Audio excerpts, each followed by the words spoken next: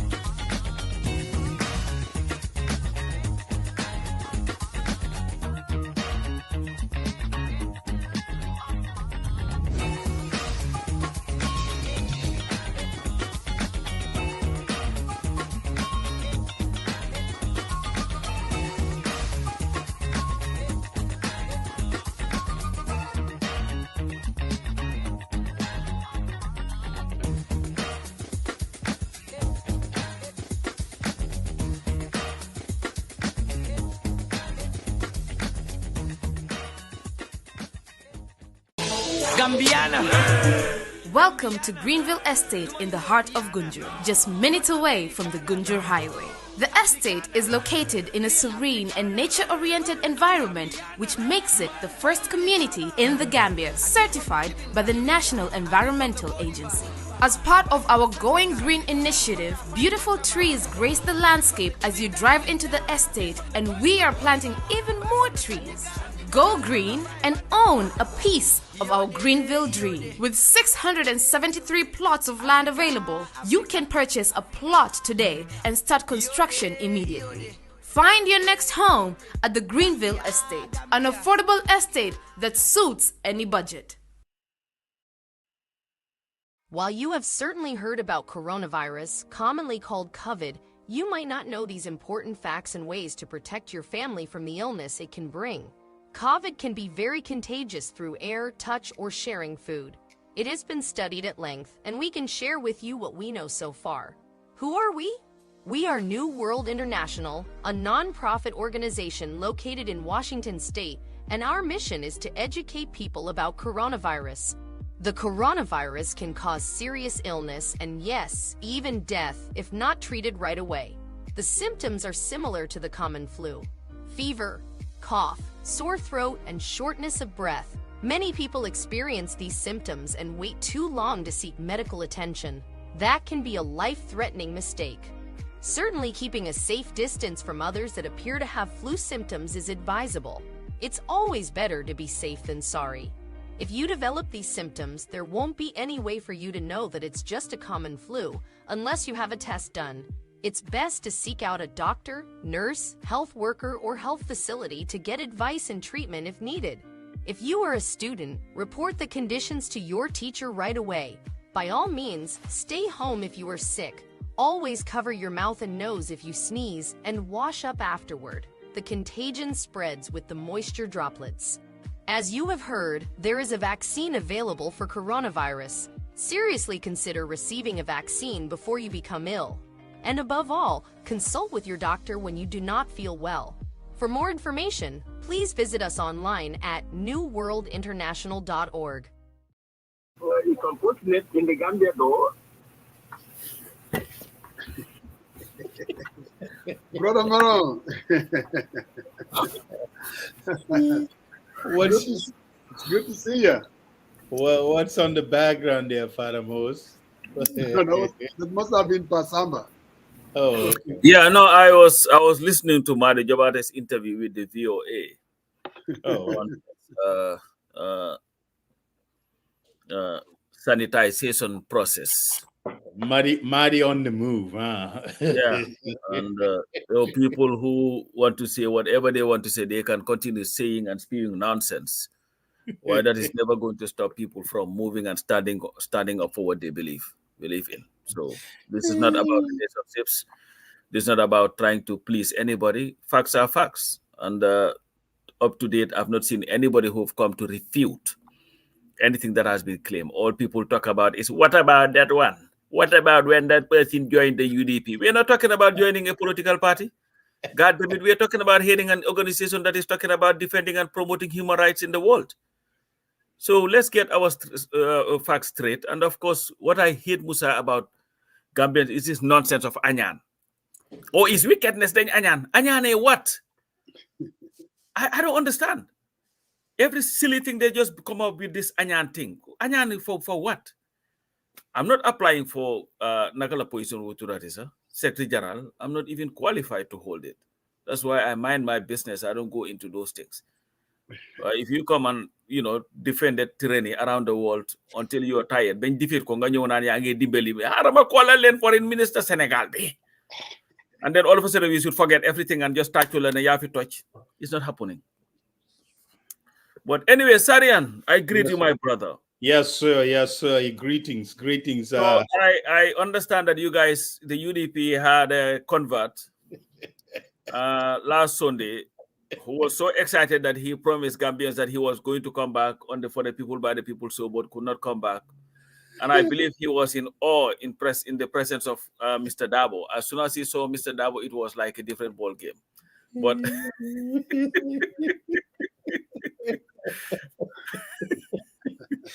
Paramos. But there's something true about his statement, though. Anytime I run into people like Mr. Dabo and people that were very much in this struggle, especially the leaders, I tend to have this starstruck, and it was really nice meeting him in person. Again. Yeah, it reminds me, when we're young kids, and anytime you go to Bucks Bar Stadium and here was Biri Biri, you can't just help it. You want to come close to him. That's starstruck, and that's how I felt. And it was a good meeting, no doubt. It was definitely a very good meeting. As far as I'm concerned, like I always say, anything that is organized here in Atlanta, oh Lord, we want to make sure it is successful. I'm always emotionally invested in something like that, and I had to work with my guys, the UDP Atlanta chapter, because they want to bring the big convention, and Atlanta is going to vie for it to bring it here in Atlanta. And you're not qualified. What do you mean we're not? Listen, if the UDP is having a convention, Yeah. it would have to be in Seattle. Or what I saw yesterday in Right. Minnesota. You know. Oh, let me tell you now. Oh, don't get me going. When you go to a small classroom, I mean, that's the kind of picture you're going to get. What we did was we take them to a ballroom. Now, you can't compare You know what? apples and oranges. You know what? You know Just what I wait. mean? You can't compare having an event in Los Angeles and having an event in Shanghai. It's not the same. So don't even go there. Don't get me all. Don't get me started. But Pasamba, I gotta tell you, man, my man, he's a hell of a moderator. But he's now the moderator in chief. No, I watch my boy Sekou. You know I like Sekou in Spain moderating the event. And Buma is the problem. I see Sariang moderating the event in Atlanta. I'm telling you, bro. And what was the difference? Oh my God, it was just unbelievable. Somebody better call say Jose Dele here. Musa Jeng is going to come on. You know, there's a difference between being a panelist on the banter bar and being a panelist on the 40 people by the people. I could see it. I could seriously see it. You know, the way my man executed. No, sorry. I don't know if you got it like that. Coach, what he's saying is if you sit on for the people by the people, you tend to have this bipartisanship, not talking just to the core.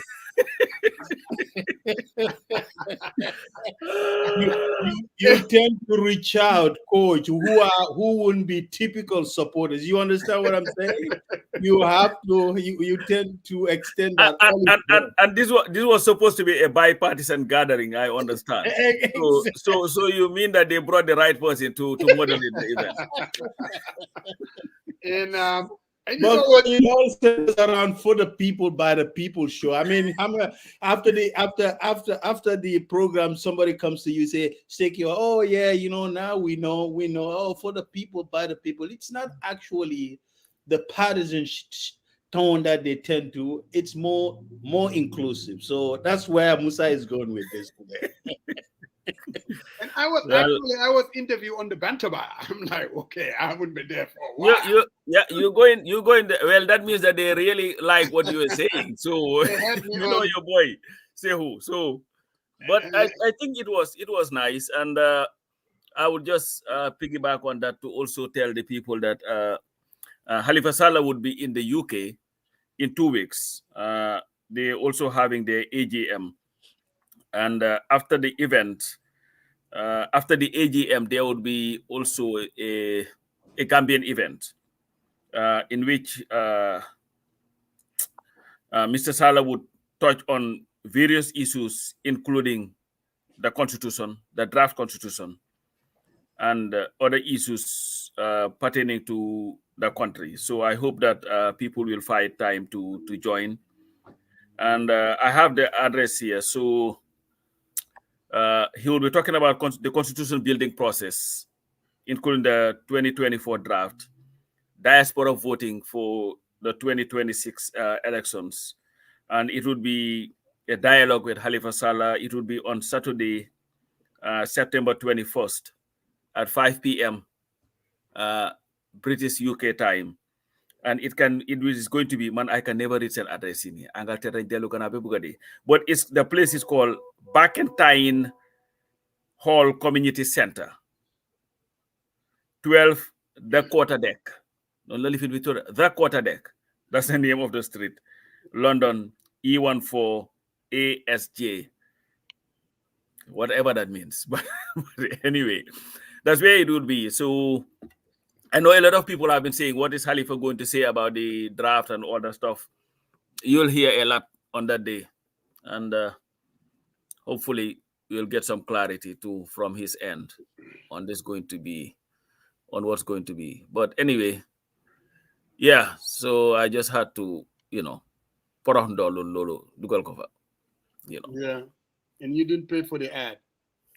So there you like we pay for the Savannah ads every day. What Savannah ad? I don't pay Savannah ad here. I do not. Where was the UDP event held, Musa? At the what Savannah Event Center. The ballroom. Atlanta, Georgia. Mota, you get me excited. When you compare some classroom that my guys in Minnesota had their event, you know, I'm like, oh, Negro please.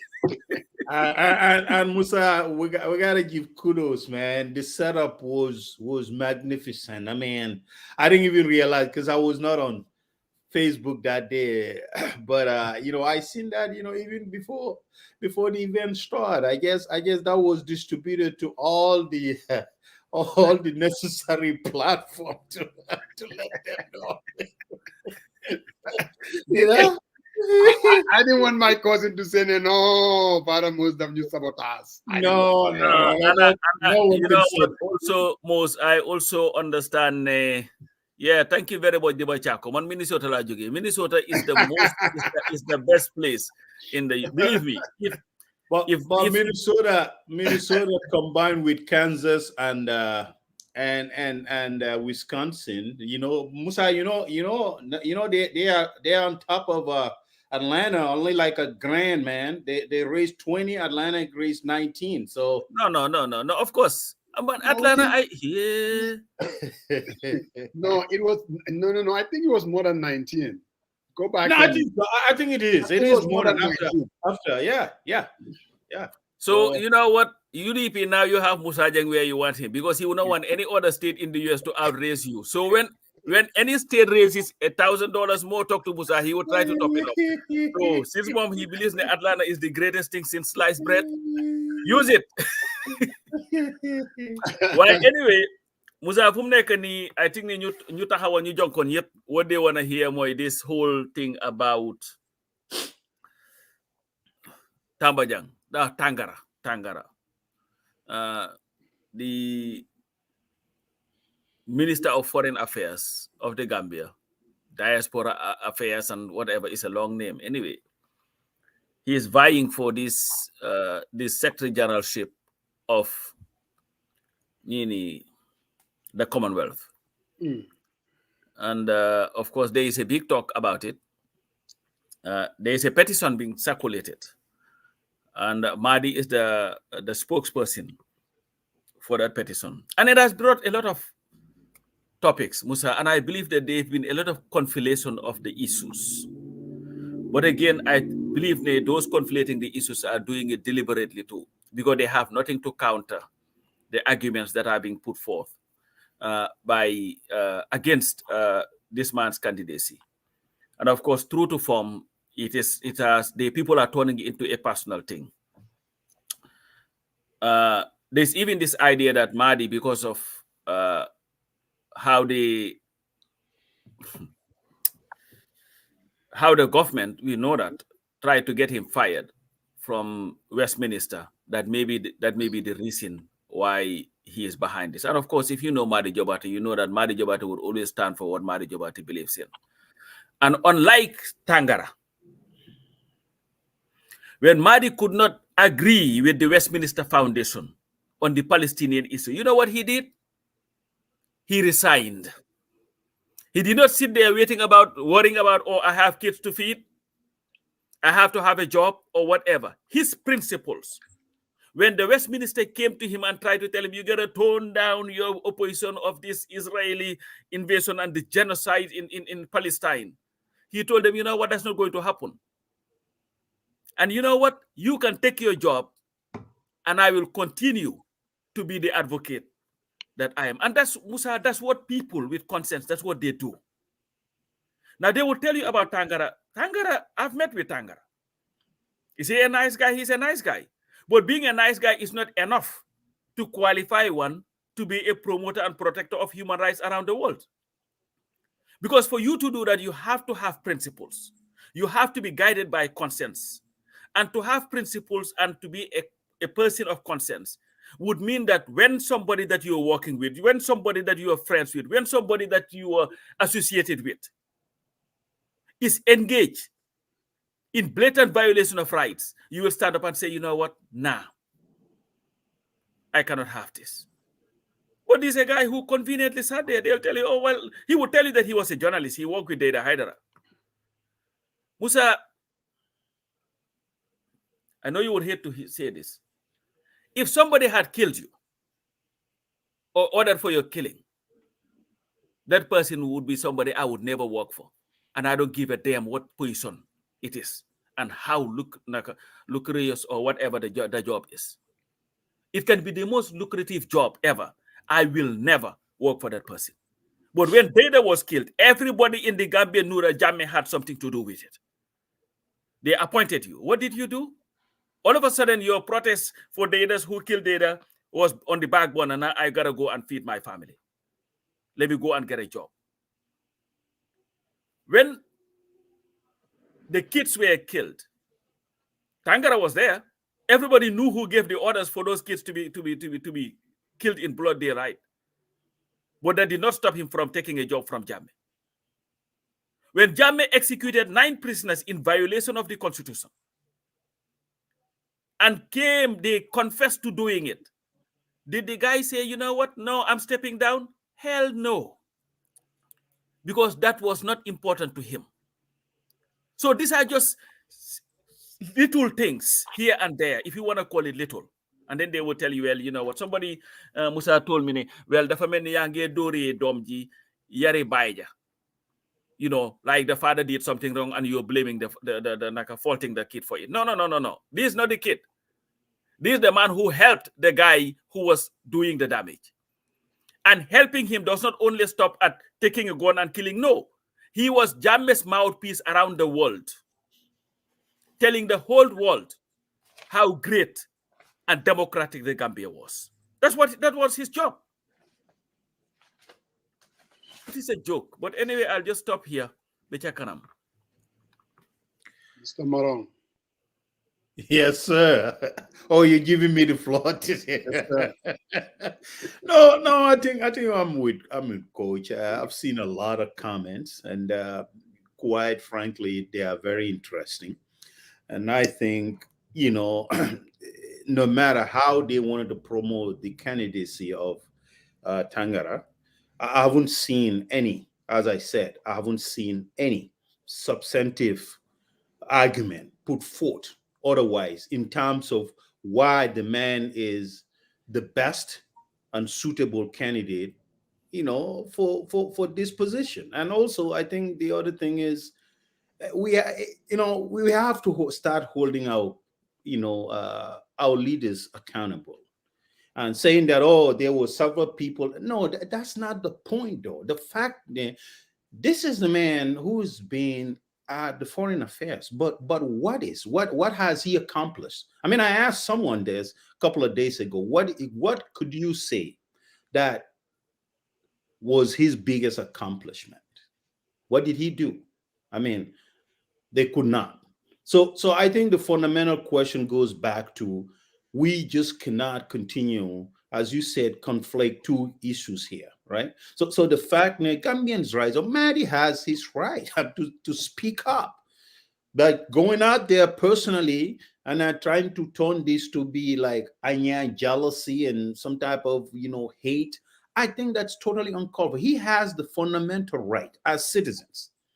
I mean, if you look at the mission of Commonwealth, for example, I mean, he heads the foreign services. The foreign service, how many scandals do we have there?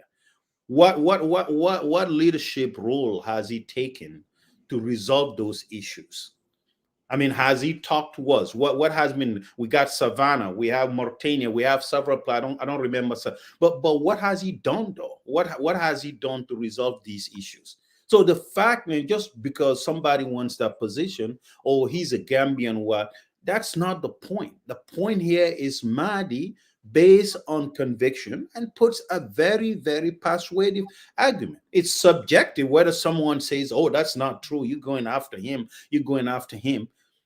I mean, I think we should agree not to be disagreeable. But the fact that trying to turn this to some type of a hate or personality, I think that's totally uncalled for, and I think it's totally dishonest. I mean, I think everyone has the right, if a public official wants to vie for a position, I mean, I think he knows this too. Not everyone is going to be on your camp.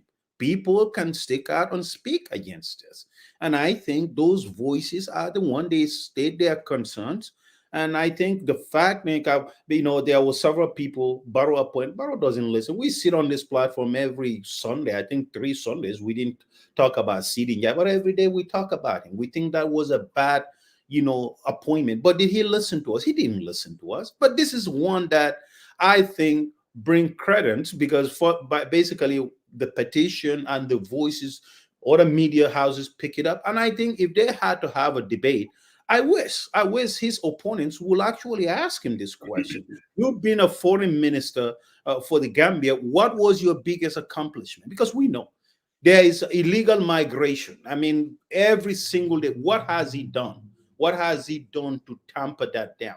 And I think that is what we have to talk about, rather than resulting in, we can have a debate, civil discourse, put your thought across.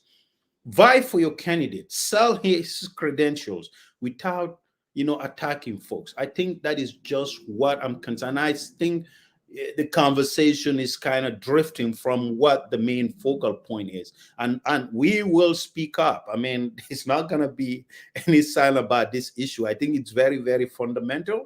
And I think all the wickets that's been touched are very key, if indeed he has the position, whether he's going to be the right conduit to foster or champion the mission of the Commonwealth. I think that's what the conversation needs to center around. All right.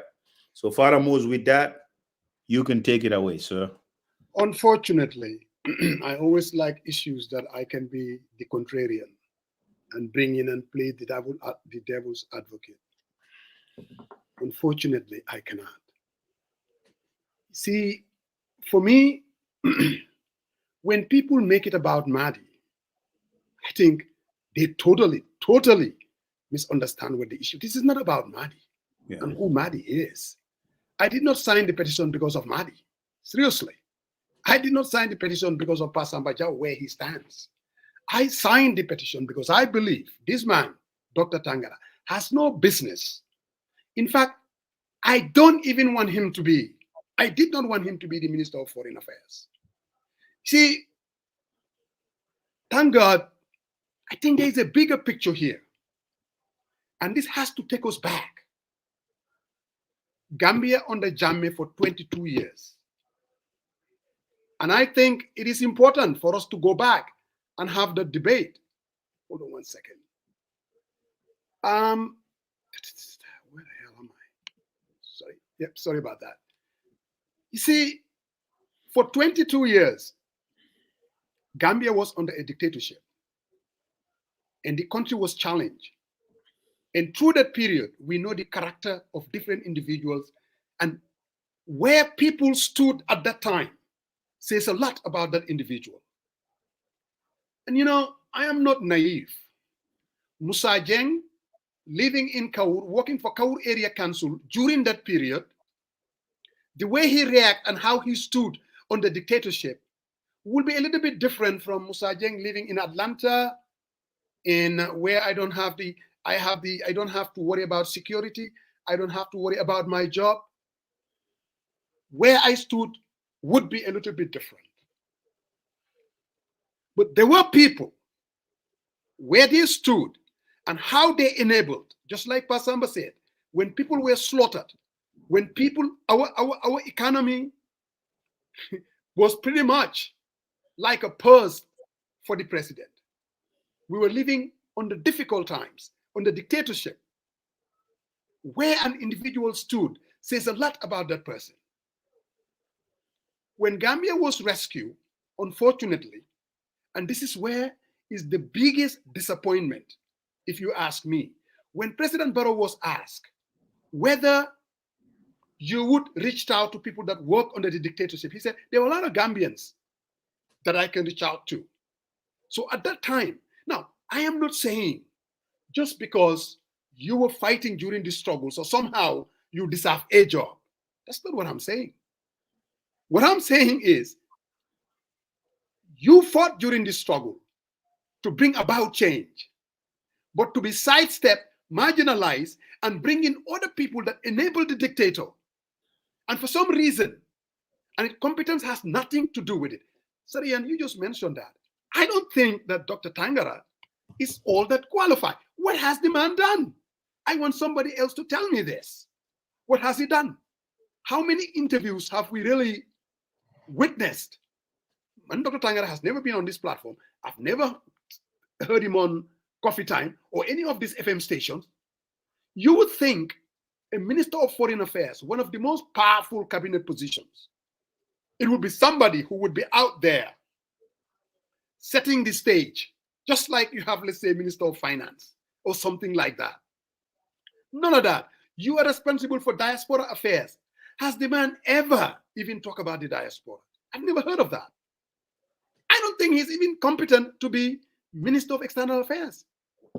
What kind of connections? And what are you hearing? You see, the more I listen to the people that are supporting Tangara, the more convinced that I'm on the right side of the fence. What I'm hearing is, the whataboutism that we're talking about. How come you guys are not talking about Nene Magdo? How come you guys are not talking about Sidinjai? We talk about those people all the time. For me, one of the major considerations, one of the major considerations, if I were to hire anyone, would be, where did you stand during this 22-year period? I'm not saying the only consideration. That would be a major consideration. Because to me, that tells me the character of this individual. Where did you stand? Creating a police state, where did you stand? I think it's important. That has to be clear. During this difficult period. But for whatever reason, and this is what, you see, when King Bambamas was hired just after the takeover, whatever differences I have with King Bambamas, I called him because I was excited. I called him and congratulated him because of where he stood at that time. Same thing with Alkali Conte. If Ibrahim Asila was the one nominated to be Secretary General, no matter what our political differences are, I will support it because of where he stood at that time. If Dr. Tangara was Minister of Foreign Affairs during the time of Jawara and he's nominated, I can guarantee you not a single Gambian would go against that. People are against Tangara not because they go Anyane. Anyane for what? People are not against Tangara because of, we are against Tangara because of the character of the individual, who he is as a person. That's why we're against it. And I think this should be a lesson for all of us, that what we have done after 2016, you're looking at the seeding giants of this world. People have thrown everything at us to make sure that change doesn't happen. Seeding Jai legi munge sol waramba sol mahana yu rafet, and he's one of the decision makers. Same thing with Fabakary Tambong Jatta. There is something wrong with that picture. What happened to the people? They were there from day one for 22 years. And I'm going to name names there. I will name names. Dr. Sen was out there, a prominent figure. When doctors, most people were quiet, very quiet. They did not want to be associated with the struggle. The man was there in the middle of it. And you will not question Dr. Sen's competence. Who would? No one. Commissions after commissions have been created. They will look over those people and reach out to the Nene Magdol gates of this world. And you were like, what the hell? Why? And I'm going to talk about Bankamane. And yes, say it, he's my friend. Oh yeah, he's my friend. You know how he became my friend? We were in the foxhole fighting a tyrant. End the loot, nail the loot, break up a family, every sacrifice the man has made. Went to jail, you name it. He's as competent as any other individual. The game is over. You bypass individuals like that and their sacrifice. Everything. Somebody who was making $80,000, $90,000 in the US. Because of his dedication and his sacrifice, he was sent to jail. He couldn't even get a job as a bartender in this country. Job after job, commission after commission. You bypass that person. For what? Oh, he's not competent? The guy has a master's degree, for heaven's sake. He as competent as any of those people being nominated for jobs. Oh, call me. You're talking about your friend. No, we need to zero in. The reality of the situation is this. In the US, you are in the army, bro. You go to Iraq as a veteran. You go to Afghanistan as a veteran. You come back and you run for office as a congressman or as a senator. Most likely, that is a resume. That says a lot about the character of you.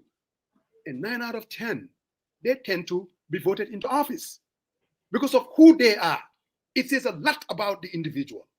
For us, you have the scars to show for it. You are bypass. They want to go back to the well that deny us our liberation. These are the people supposedly with the experience. Experience for what? Man, understand, Makosa. I seriously do not understand it. So for me, there is a bigger picture. Nobody is saying if you work for Jammeh, you shouldn't be given a job. That's not what I'm saying. There were people that were, when Jammeh came, there were people that were permanent secretary. What do you expect from that person? To do his job. Do I expect that person to be like Pasamba Jau in Washington? No. The guy is going to be quiet. He has to, take care of his family. People understand that. But when you are out there, day in, day out, defending Jammeh, defending the killings, you don't even want to talk about it. My friend, Koko is an enabler. He's as bad as Jammeh. We have no business giving those people jobs. Absolutely no business. Because of the character of the individual. We're not talking about differences in policies and things like that. No, that's not what we are talking about. We are talking about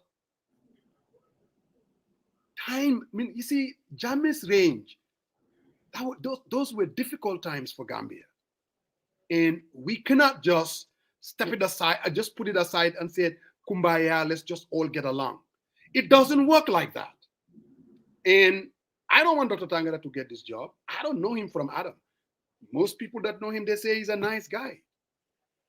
Now, that says a lot. A nice guy who sit idly by when people were being slaughtered. This is the same nice guy who was at the UN fighting us, the streets of New York. That's a nice guy. Saying they're giving us the finger, just like Sabali did. Giving us the finger. And those are the people now. People see them as leaders. Come on now. We got to get out of this idiotic way of rationalizing things. Tangara should not have even been Minister of Foreign Affairs in the first place. And to make things worse, he's not even very good at it. He's not. So for me, it's not about Pasamba Jau. It's not about Madi Jobate. It's not about any of that.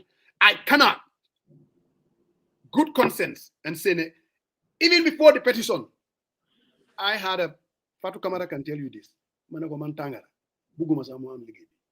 This was before the petition. She can tell you that.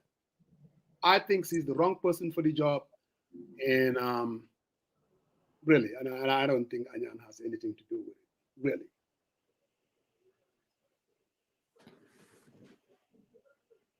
yaa ngi mute nag li ma naqadi rek dama ñëw d'accord ak yow.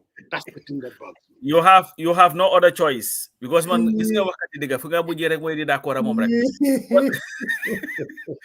But Musa, in their attempt to conflate issues, I have is it grasping for straws? Is that the saying? Yes.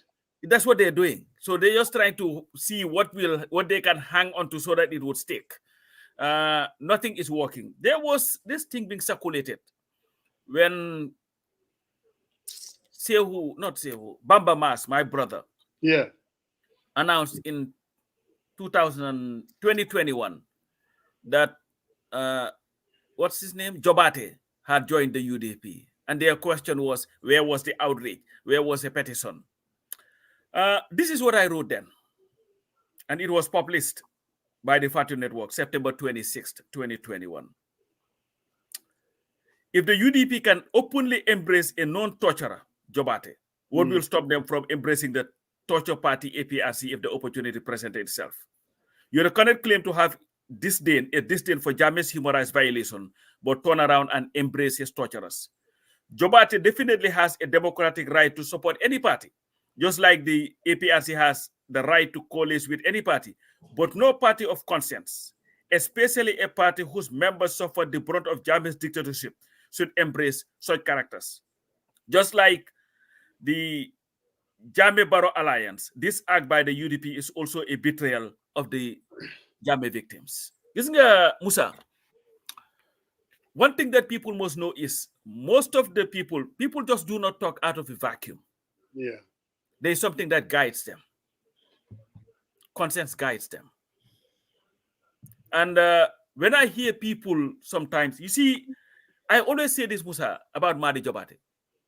If the Gambia did not have a Madi Jobate, we would be in a serious mess. Because there is something about Madi Jobate, his character, that most people do not like. And there is a reason for it. Yeah. Musa, if you have an opponent that you cannot accuse of anything that sticks, then you start making shit up. Sorry for my language. And that's what they're doing. There's a man who is incorruptible.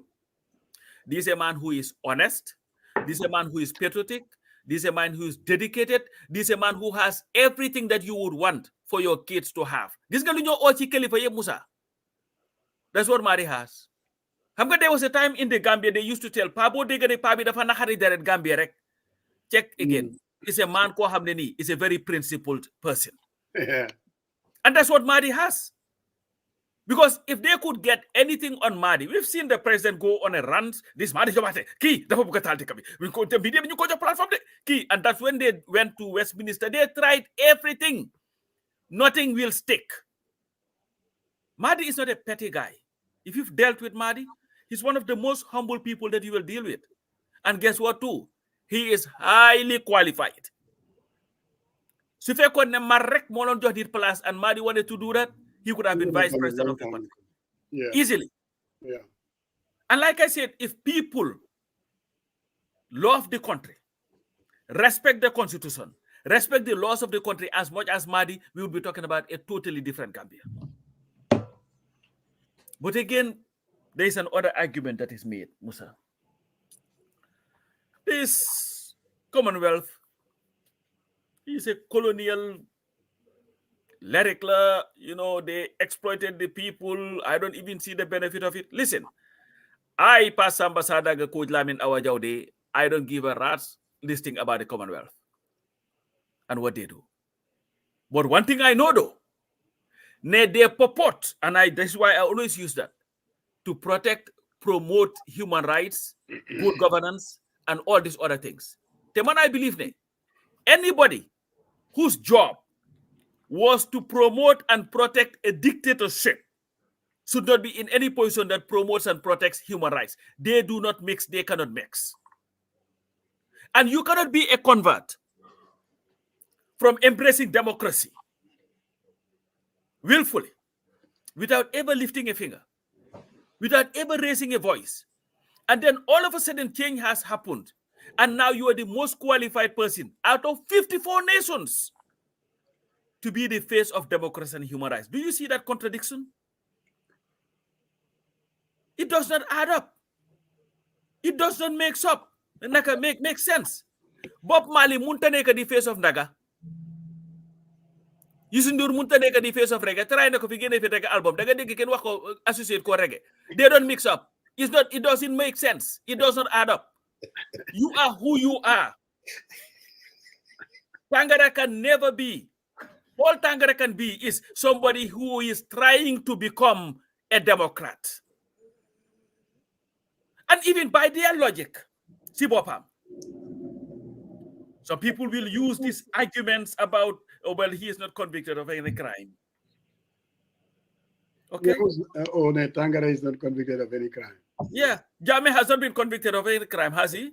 No. So Jammeh also be made the champion of human rights. Maybe the Commonwealth should talk to Jammeh and say he has vast experience. He was the president of a country for 22 years, He has dealt with head of states all over the world. Everybody knows him. Maybe Jammeh should also apply and then we'll clap for him. And guess what too? He's also a Gambian. He's a Gambian who is getting the job. We should all clap for it. Let me tell you something. If you don't know what you're supposed to do, I don't care whether you're a Gambian, Nahlamin Jawalajur, or whatever. You should not be near that job. That's what it is. Yeah. He should not. Gambia, Musa, what happened in the Gambia was not an ordinary It wasn't. thing. We still have the scars of Jammeh's tyranny very evident in that country. Musa, victims are dying on a daily basis. There's even not been one court case of Supase Bukibi, Nakalatura. Sonko. No. Those are outside. In the Gambia, I mean, what's his name? The guy that refused to testify at the on these crimes. There are families that still have not seen the remains of their family members. They cannot tell them where they are. The Ibu Jobs and Alaji Mahmoud says nobody knows where they were buried. So those families are still living this every day. But yet still, all of a sudden, it should be kumbaya. No, we've moved on. Let's just forget about everything, Nyun Gambia, that you want to move forward again. Moving forward where? We've not even taken a step forward. Moving forward how? And reconciliation. Musa, there cannot be reconciliation without justice. But what is reconciliation in the sense, in the legal sense? I'm going to need reconciliation. I'm not a lawyer, but I've lived long enough, not as long as Musa Jengdo, to know some of these things. Reconciliation, Musa. The reason why we have a judicial system where if you commit a crime, you are taken through that process. That is to reconcile your actions with the laws of the land. And there will be an outcome. That is to help the victims to be able to come to terms with what had happened to their families or them. That's how you reconcile a crime with justice. But reconcile it because all of a sudden he is your friend. And most of the time, Musa, all this talk is not about anything but relationships. That's what it is. He's my friend. He's a nice guy. He's a very nice guy. But Jammeh, to some people, Jammeh was also a very, very nice guy. They will tell you that. He used to dish out money to people left, right, and center. Some people will tell him, we saw people crying at the airport when he was to those people, Jammeh was the greatest thing since sliced bread. He was a nice guy. Trump, the craziest man in the face of the earth today. To some people, he's a very nice guy. And all he does is stand at a political platform and insult people. Nice is not enough. Musa, and Gambia would never have peace. There was something that Lai Jau said about Gambian football. Until you just biri gedam, Gambian football will always suffer. That's what he said. Why, man, I believe that until we give the victims the justice that they deserve, we will never move forward as a country. Economically, politically, socially, culturally. It doesn't, this contradiction cannot continue, Musa. We live in the United States of America. How often have you heard a 94-year man has just been extradited to Germany because they just discovered that he was a security guard at one of the Nazi camps? Yes. Triblinka. In the Gambia, you know what they would have said? They're key for Makla, Balenko, Kisa Hamatule Heodafanach. That's what they would say. Yeah. They'll look and it's this nonsense. First, and then let's look at you touched on something about qualifications. Jobs must be based on merit. And this is why, when the change happened, I did a video in which I called on President Barrow to appoint people that are qualified and competent to hold positions and not those who should be rewarded for what they did in the struggle. Absolutely. Because when I believe, Gambia amul time to waste to say, oh, sorry, there's my friend, let's give him a job. Because if they had done that, I'm sorry, Henry Gomez would have never been a minister. Or all these people that we have as ministers. A CDJ would have never been a deputy speaker. On all these people, but the guy hasn't done anything. So anything. He was compensated for not doing anything. So this is. And I think I understand what you're saying. But what I'm saying, though, where one stood during this difficult time, has It's to be important. a consideration, not the only consideration. You cannot take, because of Musa Jeng was out there fighting the battle, but Musa Jeng has no business being a minister, not a minister. But it should be a consideration. Musa Jeng and you said Pasamba. If Pasamba was out there fighting during the struggle with equally the same kind of qualification, I would rather give it to Pasamba than this other individual. And Musa, that's for on them. We have to also, let's look at Tangara. Tangara is running a ministry. Yes. Sarian mentioned that. The Ministry of Foreign Affairs. What is the scorecard on his performance as minister? What is the scorecard? I don't think there is anybody who can tell you that scorecard. This is what the man has done. He hasn't even done it. He has done this and his ministry under his watch. Because if you are the Minister of External Affairs, yes, all the embassies are under your purview. Correct. Within the last 12 months, Washington, D.C., your most important, one of the most important posts around the world. What happened to it? I dorna jabaramak, sachana khalis bek, fayna somebody pull in the visa. Those were the things. Cuba, what happened? The deputy ambassador ken xamul num tolu. Mauritania, the deputy ambassador has refused to leave. He is not going anywhere because he is accused of was given 5,000 units of courage and all this. So you have all these things that are going on. Have you ever seen any substantive message, utterance, statement from the Ministry of External Affairs addressing this issue? I've never heard it. You live in the diaspora, Musa. Yeah. What is your relationship between you and the Ministry of External Affairs? Zero. I've never even spoken to the man. So if you lead an institution like that, where you've not performed to people's satisfaction, and they want to elevate you now to be the Secretary General of an organization that constitutes 54 people, maybe the workforce would be 1 billion times more than what you have in the camp. It doesn't even add up. It doesn't make sense. This is not about Anyan, and this Anyan nonsense. People need to put it to bed. It's just like when I question the appointment of Sinywaji, the spokesman, Sankare, as the advisor to the president on external affairs matters, foreign affairs, diaspora affairs. I'm like, Sankara is qualified to hold any position, but is this not a duplication? What will be the job of the ministry? And of course, I was accused of maybe Dama Anyane Sankara. When the guy was appointed and he told the whole world that he renounced his citizenship but did not, when I questioned it, what was said? Dafma Anyane. So it's like you cannot question anything. When Alkali Conte was illegally appointed as a member of the Public Service Commission, and I raised it, what was it? Dengan ko Anyane. Maybe Lunyan Johul job more than Nahari, as if the people were looking for jobs. Ligay Gambe ni dayi dof la. Sidi Njai fu muna neke deputy speaker, fogna ne Musa Jeng munna fa neke president. Very easily. Maybe the only difference is Musa will not be ready to go to the land that Sidi is going. They are all over the place. But that's all you have. But that's all you have to do. Yep. That is all you have to do, and that needs to be revisited. Lini dunyu baimuk, and I'm going to allow Sariang to come in. I honest to God believe, unless and until we deal with where people stood during this 22-year period, whether it's a government that comes in 2026, that has to be dealt with face on. You're talking about reconciliation, and I see you talked about the only reconciliation is to go through the courts. I cannot defer to some extent. We can have an honest reconciliation. We can, without having to go through the courts. People have to take responsibilities. And so remorse. I haven't seen it. Have you ever, Musna Dega Tangara address Jammeh and his killings and what he has done? The same thing with Sabali. Sabali is another individual.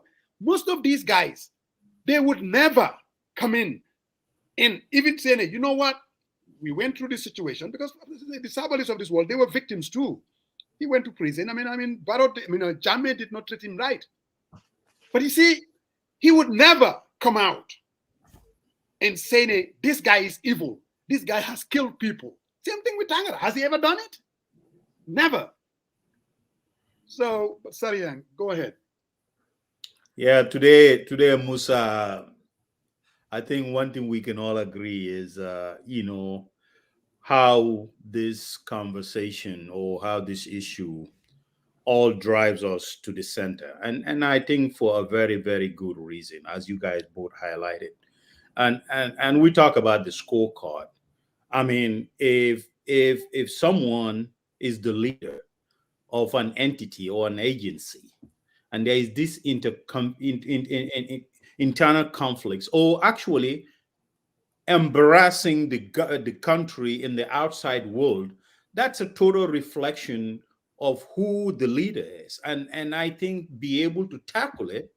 I really, you talk about Melter, it would have been like loss of confidence. I mean, he would have been fired, he would be gone a long time and be reassigned, and he's never going to be assigned to. So but the fundamental question here is, I think if we keep saying we can't talk about this, we cannot talk about this, I mean, are we just going to roll the dice? I mean, all the examples that you guys highlighted here, being a Michael Correa who is be facing the George here probably next week, Sonko, these are all outsiders. I mean, these whole things happen in the outside, not in Gambia in particular, because of the strong institutions that they formulated, right? That's why they were arrested, detained, and finally brought to justice.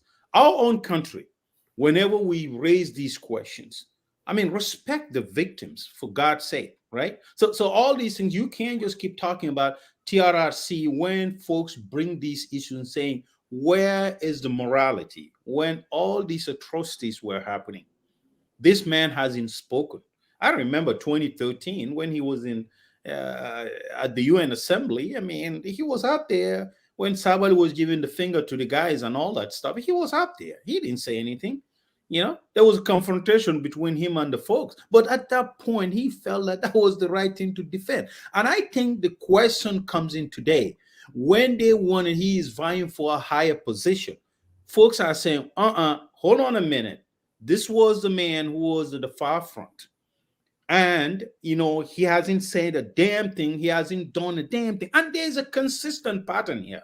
I mean, even in his own ministry, there's actually issues upon issues. The lack of, or the ability to tackle those issues and resolve them also call into his leadership skills and integrity. So I think that's where the question is. This is not personal. I mean, knowing Mahdi for a very long time, I mean, Mahdi says as it is, all right? And this whole thing, jealousy. What? We all work. I'm very proud to get off, even though I have a back pain or I have anything, to get up and go work on the right way, not looting from the government. Now, like, government is the only savior. And I think this is where, when they say jealousy, I laugh off, because no one is going. This is a man also, let's also not remember, a couple of months ago, there was a list that was issued. His wife was on the list that the government issued a plot of land to him. So let's be fair here and talk about issues without trying to model someone's character, right? So and you mentioned something here, which is just, I think about it, and I was listening to you, the folks that fought. We're not saying hand the government to them. We're not saying that, but at least consider their sacrifice. Exactly. They are competent. They are Gambians. Exactly. Yes, take them through the process. Create a fair playing field. If they are qualified for that position, give it to them. But don't think about, okay, this guy doesn't mean. These folks are like, if you think about the banker money in Gambia, absolutely everything that he did, and he didn't do that because when he was going out there and getting himself involved in he wasn't sure whether the coalition was going to come into government. He wasn't. He did that because at that point, he really felt that was the right thing to do. And I think, if you talk about the Elijah Barrows, what's his name? The other brothers, Papa Fall and all of them, they didn't think about Barrow was going to be president. At that point, what they were thinking was they seen country. And with everything that was going around them, they put country before themselves and their family. So they knew it. They knew, but they were not naive. So today, when we hear this, you're jealous of him. Jealous of what? Jealous of what for this man? What? What has he accomplished? Just being a government at the government and raking our mega resources, and you're talking about jealous for what? I mean, we have the right as folks to say that we disagree with his appointment, and you need to respect that. But for someone, because of your relationship, you are bringing all kind of issues, trying to bring spotlight or personally have folks attack someone, and it's very, very disappointing. And I think it's time for us to push the reset button, and I think our voices should not be suppressed. It will be louder and louder and louder until we see Gambia on a different path. It doesn't matter. Make your comparisons. Make that or this and no. The fact is, we're talking about the appointment. The man who stood there and did absolutely nothing. Absolutely nothing. You can't even tell us what he did while he was a minister. You couldn't, because we got all kinds of issues. We got migration left and right. Folks are getting sent back. What has he done? What has he done? Absolutely not. No one can tell you. So I think it's very, very important saying that, oh, we're turning into personality, no court. Okay, you know what? What's his name? Sol Baji is in Gambia right now. You know, he's a good person. He was the commander, but he's right there today enjoying his life. What has he done? I mean, what happened to him? So, we can't be like that. We need to start speaking up and speaking things that we felt that our values and our morals are not in line with it. And I think that's what this conversation is. And one thing I'm going to tell you, man, people, I think what it creates is it creates this this positive voices, despite he has supporters. But I also think there's dissenting voices that say, hey, you know what? I think we are onto something here. We need to, sing the same song and move on and push back. And that's what we're going to do. We're going to push back in any notion to think that somehow this is rooted into some personality contest or some personal grievance against Tangara. I think it's completely false and baseless, and we need to move away from it. Demba, I already sent you the link. I don't know whether, Demba, I sent you the link on Messenger. See, I didn't want to get into this and make it even about a Mahdi issue, because to me, that would be just so unfair as far as the topic is concerned. For me, it's about one of the biggest problems that we have since Jammeh was sent packing, and we've never honestly dealt with it. Mahdi Jobate, what people are saying, Mahdi cannot even be jealous. That's not who he is. Every now and then I come here, I put Mahdi and Pasamba on the same bandwagon. I call them, these are people activists on steroids. And some issues, they are. And I can be very critical of them when it comes to some issues. I'm a little bit right of them. So you're saying Mahdi and Coach are 6 and 9 then, huh? Oh, they're activists on steroids. But you know what? One thing that you would never be able to, they are consistent as far as their character is concerned. Definitely, they are consistent when it comes to this activism that they so embrace. Mahdi is not doing this because of Tangara. Like, you don't have to. He's not. It could have been anyone.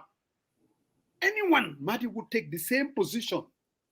So for people to even insinuate that it's a personal, no, it is not. Seriously. It's nonsense. It's nonsense. It's not. That's not who this man is. Every individual, Tamit, we all have to be honest and give people, we all have a public resume where we stand over time, not just, we didn't just get up and start knowing Mahdi in 2016. I mean, we followed him. There is a journey, and you tend to know the individual. Ki lan la mel ak lan la melut. The guy doesn't personalize things. I mean, he takes issues and you can disagree with him. And sometimes we do. I'm like, Mahdi, that's an overkill. I don't think it's going to take us there. But jealousy has nothing to do with it. For me, though, and again, this is where Gambians, each and every citizen, we have to take responsibility. I will never walk into a polling booth and vote for anyone who was associated with APRC and enabling that government. I don't care who you are. That would be, to me, that is not someone fit for leadership. I would not vote for them. Really. Now, there are people, and sometimes we kind of, because the struggle was 22 years. There were people that worked for Jammeh, turn around and take an about turn. They did not sit idly by. One name would come in mind. Let's say, for instance, Koto Sidisane. There were people that worked for Jammeh in the 2000s, early 2000s. Support him. I mean, he was what? An ambassador, something like that, or Minister of Trade for a short time. But what Koto Sidisane did, when everything is said and done, he joined the struggle and worked hard to say, you know what? We need to change this person. So there are a lot of people. Because again, like we always say, I mean, all of us, we were in different situations. Amadou Skaterjane would somebody that would come in. I mean, I remember just after the elections in 2000, was it 2001? 2002, 2001, after Barrow's Jammeh's inauguration. Mm-hmm. Yes, and he took an about turn and said, you know what, maybe I'll just join, and all of us were very angry at him. But again, the man came back and said, you know what, I'm going to do what is right to fix things.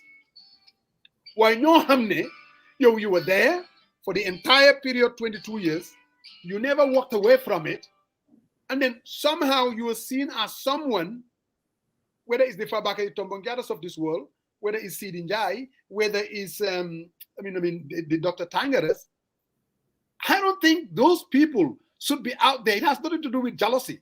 They cannot represent us as a country and where we want to go. They don't have the character. They don't have what it takes. This has to be a new beginning. 2 million people, you telling me you need Rekla? Nene Magolgay, I don't know Nene for the life of me. There is this nice new commission. The lady is making a lot of money. For what? Chairperson of the commission. Chairperson, for what? You know, you served as Jammeh's minister of whatever it was. You know, so they feel that lady, you enabled the dictator, and then somehow now you are seen as possessing certain skills. You see, this is what I think, Pastor, is unfair. So come on, you're jealous. But what happened to the people, the Dr. Saints, the Bankamanis, the Alaji Barros, and these people are competent as hell. But they are totally overlooked. For what reason? No, first off, sir, and it comes back to the same thing. You cannot be under Jammeh. The hostility towards the press was unimaginable. Newspapers shut down, journalists killed, journalists disappeared, journalists arrested, journalists jailed, journalists insulted. Everything was happening. But you turn around and feel that the best person to head the commission on freedom of information is this lady. And it's just the joke that continues to just perpetuate itself every time. But again, you cannot blame Barrow altogether for this, Musa. Mm. This lady was subjected to confirmation at the National Assembly. So where were our National Assembly members? What were they thinking about? What was their position on this? And this is the larger issue that we have, Musa. I told you one time here, fighting corruption in the Gambia, I don't see Halifa Sallah being very effective in fighting corruption. I don't see Ousseynou Dabo being very effective in fighting corruption. Because we developed this idea of, isn't this maslaha idea, where you don't even want to be seen to be mean to somebody. Yeah. It's our biggest problem. Musa, what is wrong with, we should be able to question things, and it does not have to be personal. And it will be based on your record. Your record is out there. Tell me, why should I trust you? You would be the best ambassador for the country when it comes to media affairs. When you've served in this government, this happened, this happened, this happened, this happened. You never did anything. Please convince me. But everything that comes is rubber stamped. Unless the public goes out and protests, that's when they really see what they say and say, oh, let's put the brakes on this. It just doesn't make sense. But again, that does not excuse And this Tangara thing, we have to look at this Commonwealth. People have been bringing names. What we are saying, Moine, let's look at the position that Tangara is applying for. First, the Secretary General of the Commonwealth. And what I advise people to do is go to the commonwealth.org and read what their ideals are, what they do. Maybe when you do that, you'll be helped to at least put this thing in its perspective. No, Sajao did a hell of a job, a brilliant Of piece. course. I mean, he was very, you read that and you're convinced. Seriously, this man doesn't possess any skill sets to deal with that job. I mean, it's just what the honest to God truth is, whether he worked for Jammeh or not. But I'm not even an activist on steroids, and it's a badge of honor for her. dama bëgg a ruube anga weekend ñu dañ dee ruube ñun ñu dee anga ñeme ñu loo ma ñëw ci Barrow Must Go platform bi. Then I'll ask you guys to put beef on this frame that you guys are talking about.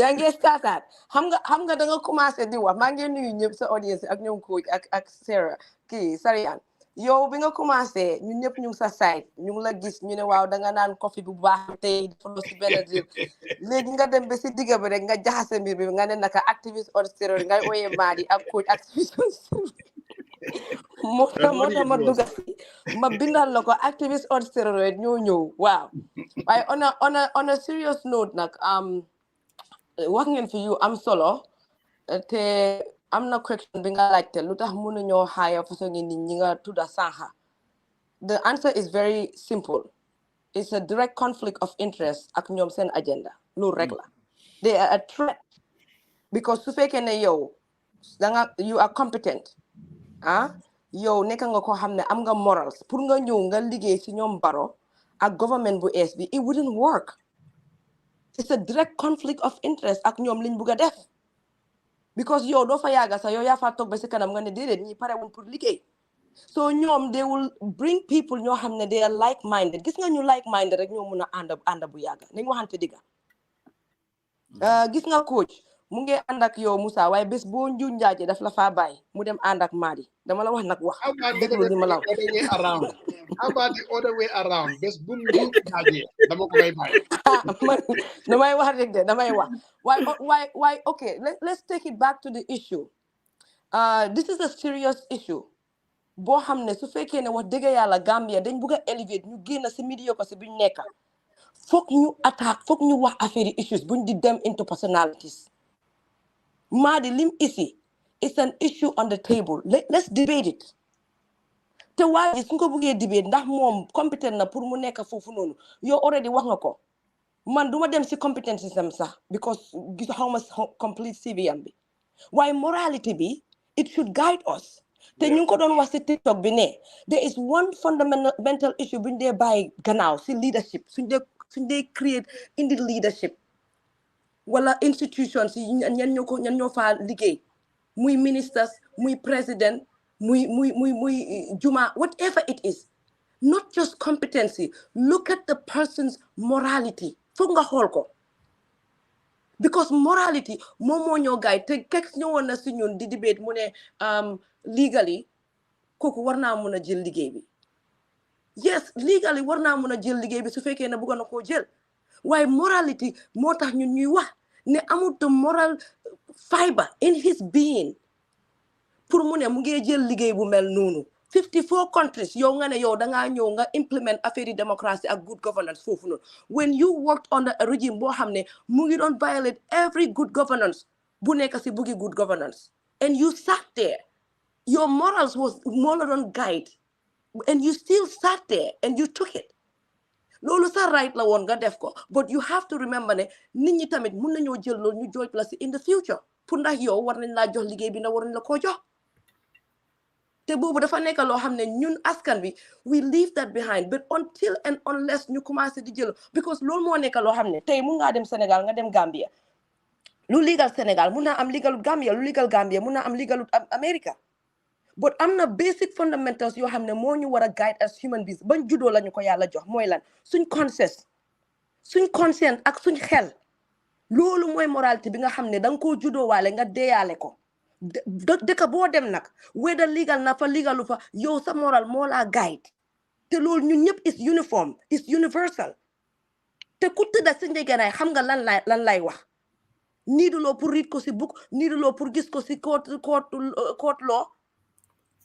is moralité bi nga xam ne moo laa guide nga ne lii digga ki ma nekkal nii ki ma àndal nii li moo def askanam warut nga wàcce ko nga dem feneen loolu luwaa du la ko wax yow yaa ko wax sa boppa soo ñun loolu foofu lañ sukkandiku ne waa ji moralité bu nga xam ne moom la àndal he is not competent is not fit pour mu jël liggéey bi te when it comes to ma laan fii ma ñëw bàyyi leen because maa ngi dem si jim bi when it comes to Barrow ak ministre Sam yi ñun amuñ si that much choice because faale wut ñu so therefore kum neex fu ku dem ba jël Sidi Njaay nga def ko pour mu liggéey next si yow ak Fabakary Tombong ñu wax nañ ba soona yuuxu nañ ba soona si Facebook bi kenn faale wuñu kon yow ku xoola su la neexee nga isi ay golo sa teg leen pour ñu nekk sa ministre suñ waxee amul njëriñ waaye the international stage foofu dinañ fa wax ñun luñ mun a mooy ñu wax ñooñu suñu dégloo salaam suñu déglu at least def nañ si suñu axa ak suñu yëleef mooy moralité bi may wax loolu ba léegi rek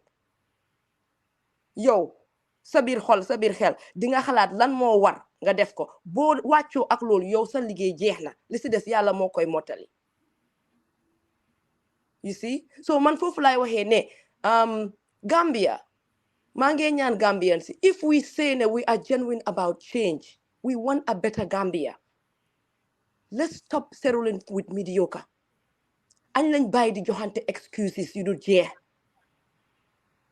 because ñun ñëpp dañoo daw ñëw si west bi nii Gambia ku fa feebar loo fa toog soo feebaree fii ngaa ñëw uti si garab lu tax ñuy ñëw fii uti garab because ñoom dañ defar seen dëkk bi but ñun pare wuñ pour defar suñ dëkk bi ñi nga xam ne dañ jóg pare pour defar seen dëkk bi ngeen ne dinañ leen kale loolu mënut a nekk yow boo demee ba nga xam ne bëggatuloo wax loolu right everybody la ku xoola man su ma demee ba soona bëggatuma wax si Gambia suma right la waaye man awma right ma ñëw di dictate yéen kan ngeen war a wax ko leen war a wax su ma demee ba nga xam ne war naa dictate kan ngeen war a wax ko leen war a seppi ak ko leen war a wax ni mu war a doxalee kon naa ñëwaat toog bokk si xeex bi su fekkee mënuma ko naa toog ma noppi that's it loolu mooy wax bi kum neex nga toog bul wax si waxi Gambia waaye ñu jóg di wax si Gambia man su ma neexee 5 years du ma wax dara ma jóg tey wax yow am loo raay pour wax ma ne noppil si li ma wax you know Madi Jobaate su fekkee ne tuddut 500 nit yu fi violate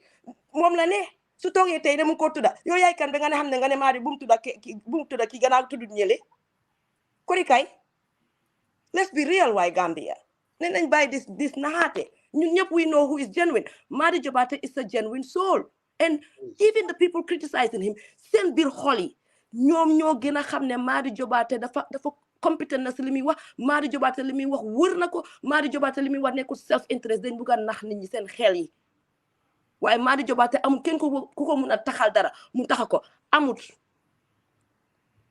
dañoo fall flat in their faces Madi moom nañ wax si coach lu nekk nañ wax si Moussa lu nekk waaye Madi moom nekk na koo xam ne maa ngi tooñ coach nii Moussa yow sama laa tooñ waaye Madi moom nekk na koo xam ne it will not stick let them let it go it will not stick let them try other victims but Madi cannot be victimized no ma emal foofu suma wax bi ñoo victimize waaye xam nga kini juga en Pasamba I think we also need to go back to 2017 xam nga lii nii yëpp dafa am lu ko indi see when Jammeh was gone you get understanding there was a lot of so-called political realignment and people understand especially the political operators the APRC is not just going to go out like that. It's not possible because they've won almost 5 elections, almost 4 elections. They have a lot of support, winning over 50%. Everybody was kowtowing to this juggernaut of a party. And I understand the political joking that was happening at that time. And I think the fella affair bidor you have a problem with that realignment. Most individuals and most different players, they saw what is politically expedient to realign those players to same parties. And of course, out of that, here comes Barrow and this new party. Amud base, amud dara. And Musa, if you remember, Yes. the first issue that we have, more than sometimes people either out of sheer dishonesty or just act like they don't know what's going on. Mm. When they appointed Bojang as ambassador, South Africa. Mr. Dabo was first confronted on that issue on this program. Yes, on this show, on this platform. Yes, I remember. I confronted him on that issue because Yes. when I believe that was the wrong move Yes. to appoint that guy. Yes. And I think it opened the floodgates too. And they started appointing, picking one here, one there, one here, one there. And I think we should have set the stage from the very onset and say, listen, we have enough competent Gambians to be able to run these ministries, these embassies, and all that. Let's sort ourselves out first. No, but you see, but you see, that's where the problem started. Is that realignment a Gawalan to be? To kind of replace this APRC juggernaut. That's what got us into this mess. I mean, when we even walked away from the memorandum of understanding itself, that very agreement, no, Lola. When we walked away from it, there was a lot of scrambling that was going on. There are people, politicians, that are even looking at this non-alliance and seeing, how can I work with these folks? How can I exploit it? How can they actually come and be an added value? And this is not like talking about any party per se. I'm just telling you. And politicians are supposed to act like that because we know the Gambian politics as it is. Why, unless and until, Bilahi, we walked away from that. And even if you were to exploit that, then you stay within the principle. Now, you know what? I'm going to do things differently. There has to be a new beginning. You know what I mean? I have to bring in new players. I mean, most people will tell you, Nyom, Sonko, and I mean, they're doing that. I mean, they are just trying to do that. They're reaching out to new players and new faces and new characters. Why, I mean, this person, they're out there criticizing you, feel harijar, that becomes a disqualifier. And unless and until, Bilahi, as politicians, mistakes were made, but we can still move forward. This, whether going back to Sugu Sigate, we all see how that picture, how it worked. Sugu was, APRC. He has influence in the Badibus. So every politician would want to have Sugu to be part of UT. UDP reached out to him. It didn't take long for somebody like Barrow to pull him. A very normal. When you play the game and you don't demonstrate any kind of principles at all, all I want to do is win the election. The moment you do that, Bilai, you ended up us finding ourselves in this mess. But the only qualified people, they either serve during the time of Jammeh. These are people that ambassador fee, they have the skill set. They don't know anything. Like, the people that you think, because for whatever reason, bro, what have they done even during the Jammeh tenure? What have they done? Yeah. Just because of one holds a position, and somehow I'm gonna like sorry, and I know before you come in here, there's a reason. Here you are held to account in the West. And do we act like we'll compare Gambia, America? No, we are not comparing. We are talking about how things are supposed to be done. You present your resume. You are interviewed. You are subjected to a vigorous interview. Yes. What you can bring to the team, even if you were to serve now on Kamala's cabinet, or Trump doesn't care about that. Also, you'll be vetted by people who would ask you, "Oh yeah, what are your qualifications? Tell me." So you have to come prepared, Musa.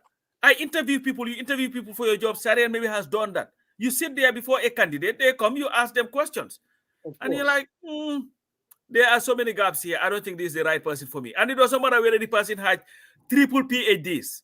But as long as what they are telling you does not match the values of your company, you are going to look for the other one. Maybe you might find somebody who just is a high school dropout, but you know this person will be able to do the job a lot more effectively than this other one. But again, in the Gambia, it's like, money. Here, money. Musa jeng de ko bax la de. Te daf la support. Gis nga ko sarali bi. ñu ne waaw wax ju rafet la waxoon xaaral sama indi la audio wax xoolal leen ma Moussa Moussa na nga def jeng jangam yow nag yàgg nañu liggéey de yow mi yaa ma la ba ma laa connecté sa ren bi ku mànd nga woon waaw yow daal suma waay nga dama la bëgg a def minister of finance nga ne ko eci caaxaanuloo mu ne nga ne ko jël naa ko I'll work for my country that's it Moussa am na ci that's just what it is waaw nga sorry yaa nga ñëw but humble my main man humble bombers I get you. Yes, that was what Mr. Dabo said. But I want to understand that there are people out there basically saying that Tangara Tamit, at some point, he was the one that went to Senegal and influenced Maki Purmunyo and then help us out. You see, those things are neither here nor there. I think that's a stretch. Gis nga humble bombers. Gis nga bi affaire bi jeexee. It's very easy. It's very easy to all of these folks to make their moves. We are the most idiotic people. We all know what it takes to be a minister. I know that. It's the easiest thing in the world if I wanted to do that. Humble I will listen. I will talk to the right people. I will say the right things. Musa, they didn't do. Let me tell you one thing. What that was very clear. See, Jammeh, you talk for him now. Oh, Kire Jogon. Omar Faye, see what Do you know that there was a book written about Omar Faye? Because he resigned from the embassy. They had a big interview talking about him as if this was the guy who forced Jammeh to leave. He was in Washington, D.C. There is a book. You can check it out. I never talk about it because I don't want people wasting their time. It's nonsense. The thing is, you know what? I'm going to easy, Musa. Huh? Harbe yeb soti ñu nga uti dépasse jox sa jabar mu dugga ci waañ gi tàngaay ba yeb be tek cop bi nak ne cop baa ngi nii Moussa Dieng for August naka la tura xaftaanam ñëw ne toog na you know what dama ñëw dimbali leen ci lekk gi it's just easy ñoom Tangara what they did ak ñoom naka la that speaker didn't do anything. All they did was the inevitable. They knew there was no way Jammeh was going to stay there for a minute. They could see he was going to go. So they started aligning themselves. I exchanged texts at that time. I'm like, Mr. Omar, you gotta make your move. Same thing. Alaji Silla was in the Gambia as a National Assembly member. These are people that I know. Omar Faye, the same thing. What's up? I'm like, dude. Now, at that time, for them to come out, really, and walk away from Jammeh, I'm not trying to minimize that. We needed that. There's absolutely no doubt about that. Anyone would be dishonest to say that we don't need it. Why not Luyombalawon? Because anyone can read the tea leaves. This game is over. How do I position myself? Now, it is what it is. But again, we gotta go back. Like, if we want to restart fresh, we be justified. Let me tell you. So, degi, I'm going to the patriotic, exercise patriotic diplomacy. So, Waji, Omar Faye. By Mr. Omar. The man who was destined. Manyakas one day takes some of my yana go buy some Waji. No. But Musa, I think you guys all touch on something that which lead us to where we are today. You call it the realignment. You know, after 2017, most of these folks are holdovers. I mean, these are recommendations, and there was mistakes made in recruiting and retaining these folks. So when that happens, we miss the way. I mean, probably, hadn't been, we probably didn't retain him. We're not going to be sitting on this platform today talking about him vying for the position of a secretary general. That's just the truth, You can justify anyhow you want, but how was the appointments even done? It was just mainly about realignment, and that's what we're talking about. We know the problem, and we want to speak about it. That way, we correct it moving forward. I think that's the essential part of what Mahdi is saying and what everyone else is saying. Yes, there was a lot of issues. It was not based on competence. It was about, I watched that, what's his name? The current chief of protocol at the commission, when he was giving all the praises to the Lord about how, Omar Faye did everything he can contacting. Did he say contacting the FBI or something like that? And I kind of was like, I kind of was very skeptical about that, because that was an internal affairs, and I don't know why US will be involved in that. But the truth of the process is we made mistakes, and we have to rectify that mistakes. If we don't, the next government that comes in, we're gonna face the same issues. Someone's longevity in government doesn't translate to their effectiveness. That's just the truth. I mean, as I said, we just cannot say the same old people are entitled to these positions forever and forever. Because what you are saying.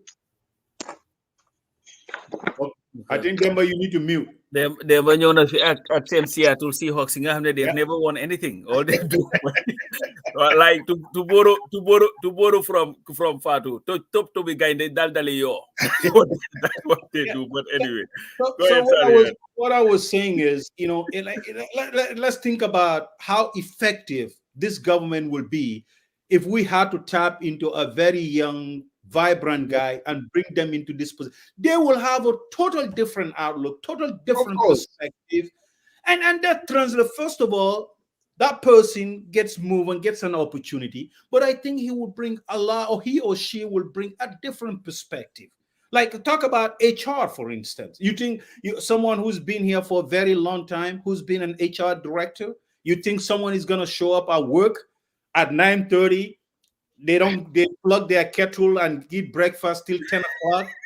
Then at 10:30, they say they have a proposed ngente that they need to go to. They left the office, they go to ngente at 10:30. They went out there, they come back at 1 o'clock. When they show up, they said, Tusbarda for Jordi, I need to go pray. Then they pray at 1:30. Before 1:30, 2 o'clock gets in. Then they work about an hour or two. That's what they get. No, I think you're forgetting the time when people come to visit. So exactly. Yeah, the people from Commonwealth will come to visit Musa.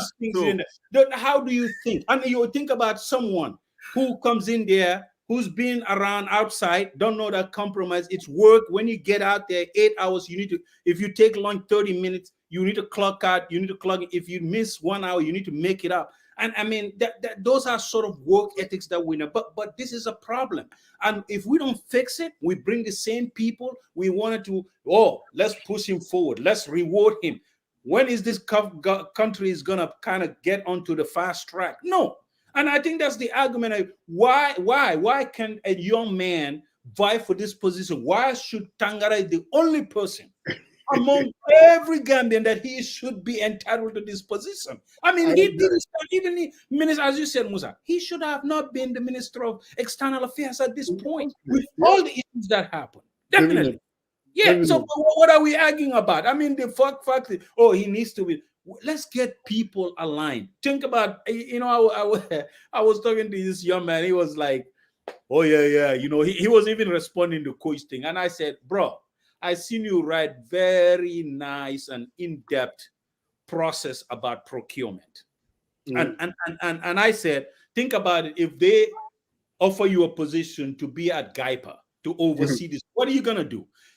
Guess what he told me? He says, I'm gonna ensure the process is very transparent and everyone's get an opportunity to provide the most qualified person. Think about it. So what this guy is telling me, if someone is in the provinces, has a company and felt that he or she met the criteria and can be awarded, and that project can go to that and benefit those rulers. I said, how much money do you think we can recover from the mafias and vultures who have been, meeting up the system for like a very long time, and they are very resentful of any type of change. And I think that's where Madis come. When I look at the thing, it's just not the minuscule of just Tangara. It's about a greater perspective. How to see our country? How do we want to fix the problems moving forward? But I think Mauro Demba came in, and I have to give him the floor. Yeah. Because and Mauro, I think Demba, you in fact need to change your uniform. This guy has left Seattle for a long. Man, coach, once a sport fan, It doesn't matter whether you are winning or losing. You're still No, a fan. I'm talking about your number 3. He's not has left your team. He's now on to his 3rd team now. So I still spend money on this jersey, so I might as well make best use of it. I'm a give businessman. it to Musa Jeng. But good Well, to have you, bro. he's playing today, so watch that game. He's playing with the Pittsburgh Steelers, you Oh, know? no, he's going on, but he's not on. Oh, yeah, I think he got injured or something. Yeah, Fields is on. But anyway, Shadows thank and you very Moses. much, guys. I've been listening and I've been watching, and again, I appreciate you guys always holding the fog out there for everybody. Marong, obviously Musa Jeng, the strategist, and then coach. I wanted to come in and add my voice, and there is a lot of controversy, and there's perhaps, I'm just repeating what a lot of people have already said. But I wanted to also, put my, make my voice very, very clear that we're opposed to Tangara, not because who. Oh, that's the Seattle internet. Bro. I'm sorry. The businessman gets the calls all the time, right? I mean, Okay. I I'm was at thinking an it was open the house, so Seattle they come in internet. all the time. But anyway, we're opposed to him because of where he stood at the time of Jammeh. This guy was the one that was lobbying for Native Associates to be extradited to the Gambia, to be killed or jailed. And for all you know, we lost a lot of Gambians from Senegal that were killed. If you were to investigate this guy, he may have been, part of that, those people lobbying for the extradition of our citizens. The Ndur Chams. This guy was foreign minister when Ndur Cham was being captured and executed. A lot of people, Ibu Sises, and then the late, Ibu Job, right? So listen, I'm going to say something that nobody has said, okay, or nobody's, may have not have said. Tangara has no respect for us as Gambians. Forget about you. Forget about Demba Balde. Forget about Pasamba Jau or Madi Jobate or Marong or Musa Jeng. He has no respect for you and your family. If you are listening, for over 2 decades we've been paying this guy. He's been on our payroll. Yes. And he doesn't have the audacity to answer your question. He feel like he doesn't have to answer your question. When was the last time you see Tangara talking to the press? Talking to anybody? When was the last time he talked about our boys dying in the back way? He has no regard. He feels entitled once he's appointed by the government. He feels entitled to our position. We've been feeding him. We've been protecting his family. He has no respect for you as a Gambian. If you are listening to this, he doesn't care about you. All he cares is about himself.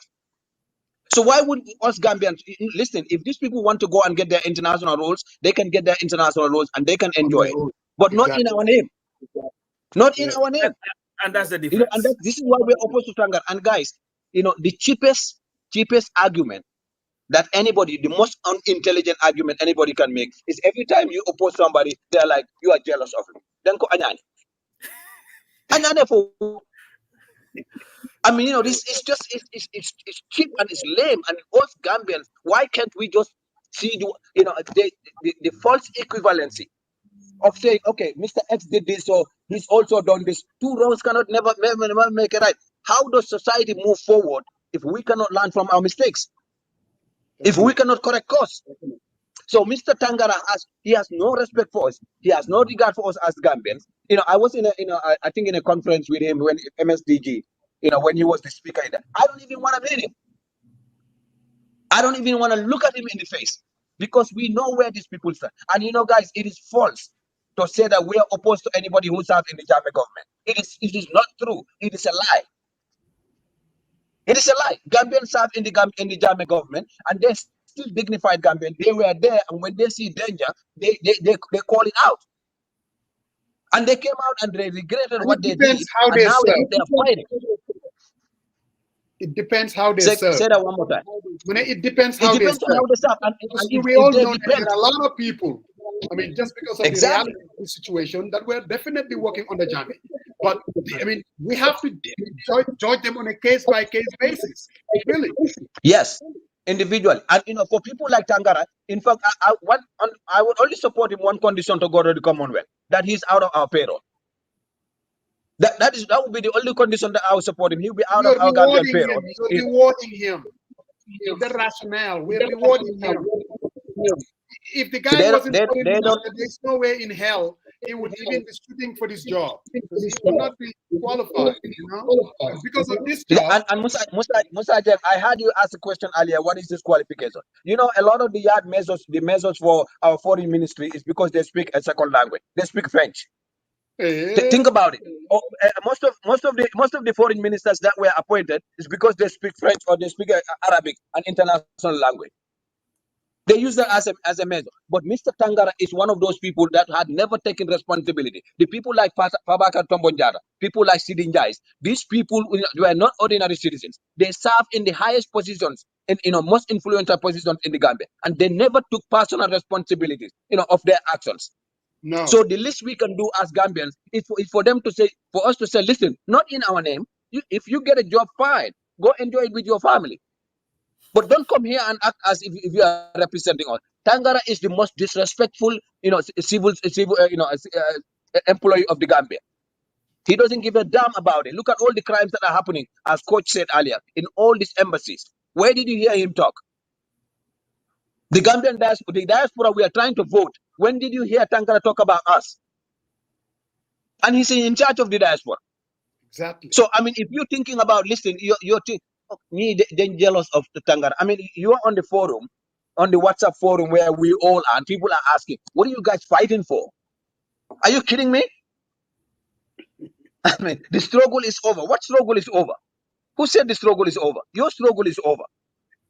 Thank you. I mean, it's just ridiculous. Anyway, Musa, you don't want to get me too heated because, I mean, but Yeah, I mean, I appreciate you guys. I appreciate your time. It's really unfortunate. But the good thing about it, though, is at least it's bringing us back to really revisit decisions that were made after Jammeh was kicked out. Because again, that it's still relevant. Where did people stand? Where did Demba Balde stand during this difficult time? That says a lot about the character of Demba Balde. Anyone could have otherwise. Like, no, but Musa, there is something that is fundamental in this issue. The president of the republic has the powers, the sole powers, to elect or nominate anybody. Right. All right. It's not subjected to vote. Right. Okay. Now, Fabakary Tombong Jatta and Sidin Jai, their appointments or anybody else. You have to mute Demba. Yeah, I think Demba, there is this thing that is on.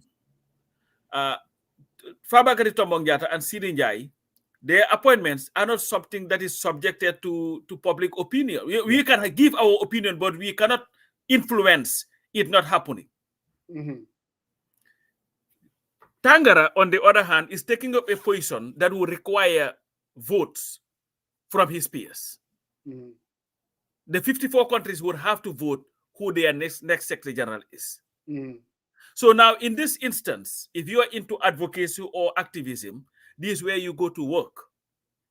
To tell the people exactly why this guy should not be voted as the next Secretary General of that position. So sometimes when you want to compare it to appointments, the president does not care.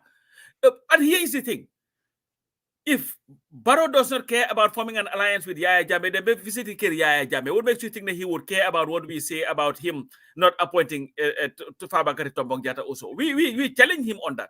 We made our opinions known, but he does not care about what we say.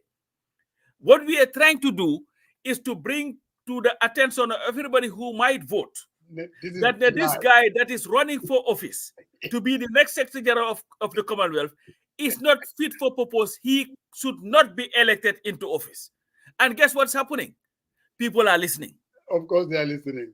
Pap Samba, fana nyune, sujele diu bana nyune namboki yakowa. Wow. Wow. Thank you very much. And we think it's wow. Because comme dafa melni gis nga Alhaji Embassy Sikunda dafa am lu and mom la jangé lol sa dafa la Sibi Jandubeng daf ko lan wax am na laacc luy lol xam nga Sibi Jandubeng xam nga guurit naka tiri naka ñuul yi ni xam nga dafa gudde be ci kaw waaye naka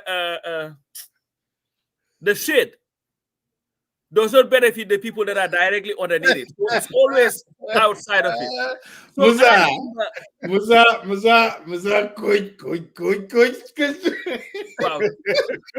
So Alaji Amba, this is deep. Citizen Dibeng. Now I know Coach can speak Mandinka, but he doesn't speak. So he always used to say this. He has some special, and you might have said, but that is something that he used to say. And I asked, okay, when they explained to me, it made certain particular sense. And this is what like you said, if you are not good to your own people, believe me, you should not be trusted by anybody else. And again, this whole thing about this thing, let's just understand what this whole thing is about. This guy is not going to be anointed as Secretary General. It's not an application that you just write and okay, no. He is going to go through a process where he'll be voted in. And guess what? The guy from, I think, Namibia or whatever, the South African guy, Coco has already secured 40% of the votes. Lesotho. Coco has already secured 40% of the votes. Yeah. And of course, the Ghanaian guy, that lady would have a lot more votes than Tangara. And of course, there is no way. Because for Tangara to win, he would have to make sure that everybody in West Africa is voting for him and not the Ghanaian guy. And believe me, that ain't happening. I don't know. Well, Musa, I mean, just one more thing before I go here. Oh, good. What does being a member, a chairman of the Commonwealth, what does that bring to the Gambia? Some of these people go out on their international appointments. It's good for them and their families, but what benefit does that have for the Gambia? And guess what? Tangara was at the foreign mission when Jammeh pulled us out of the Commonwealth. Mm-hmm. Let's go and investigate that. Go ahead and investigate that and see what role he played during that time. He even insulted, the chairman of the Commonwealth at the time. At the time when there were those 9 prisoners were executed. And guess what? What was the issue for the withdrawal? It was because the Commonwealth called him out on his human rights violations. Yeah. Yes. And if you, like I said the other day, if you really believe in that, you know what you would have done? Resign your position. You did not even value the damn Commonwealth. So when the guy illegally took us out unilaterally, you played along and clapped for him. And chances have met other diplomats and tell them, you see us, we are Pan-Africans. We're not going to allow anybody to control us.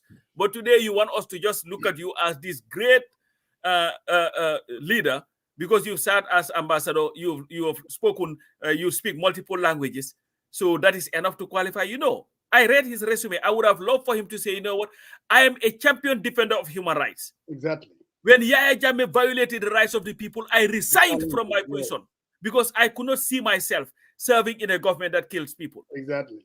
But then what did you do? He only resigned after Yahya Jammeh was defeated. No, why He only resigned after Yahya Jammeh was defeated. It was That easy. doesn't count. That was an opportunity. That was an opportunistic move. Anybody who resigned at that time, the what do you call it? The captain Faiz. All those people were positioning themselves, for position when they all resigned at that time. What happens now? So listen, let's look at this in a broader picture. Okay, Musa. This idea that Gambians serving in the international community, it's a good image on the Gambia or whatever it benefits the Gambia. It's not true. We couldn't build our own institutions in the Gambia. How many of our people serve in the UN? How many serve in the World Bank? How many serve in the African Development Bank? We cannot build our own institutions in the Gambia. People have been benefiting from their own individual families, but don't use our name and try to go there and tell your international appointment is a reflection of the goodness of the Gambian, also. When that has no benefit for our people. Absolutely. It doesn't benefit anybody. So this idea that, it's a Gambian, let's support him no matter what it is, it's a Gambian. It's naive. It is a false narrative. If my qualifications get me an international position, good for me and my family. But let me not pretend that, the rest of the villages in the Gambia all benefit from that. It is not true. It is false. It's very, very selfish and it's very individualistic. But again, in the final analysis, it comes back to each citizen taking your responsibility. If we go out, electing leaders, you're going to walk into a polling booth and you go ahead and vote for someone who was associated killing of our people. You are a contributor to the mess that we are in right now. It's very easy. But again, change only happens when each citizen, because like I said, I cannot walk into a polling booth and vote for anyone who has ever associated himself with APRC. But legi, political expediency, okay, suma waila, okay, can bring about change. Ki munna def ni, ken munna def na. That is why we are in this mess. Ultimately, change happens. We'll have a new beginning. If each citizen, we have another shot at it come 2026. We do, we really do. We can squander it, and then we'll be back to square one. They will be saying, oh, Syria Maron, economic development at ECOWAS, so he has the necessary skills. Are you kidding me? What makes you think that? I mean, that's how people are appointed in the country. They look at people who serve in different positions. So if again, Masi Musa ball in Missouri, I mean, I'm not considered because they don't think this man might have evolved. This man might have, that is our problem. So we need a new beginning. Seriously, Masi Sidi Njai, some of these guys, Abali, they know how to play the game. They really do. Now, we also do know how to play the game, but character matters. Can I really do that? I don't see myself doing that. But there are individuals, for survival reasons, they're on the ground, they want to be local champions, they want to be seen as opinion leaders, they play the game.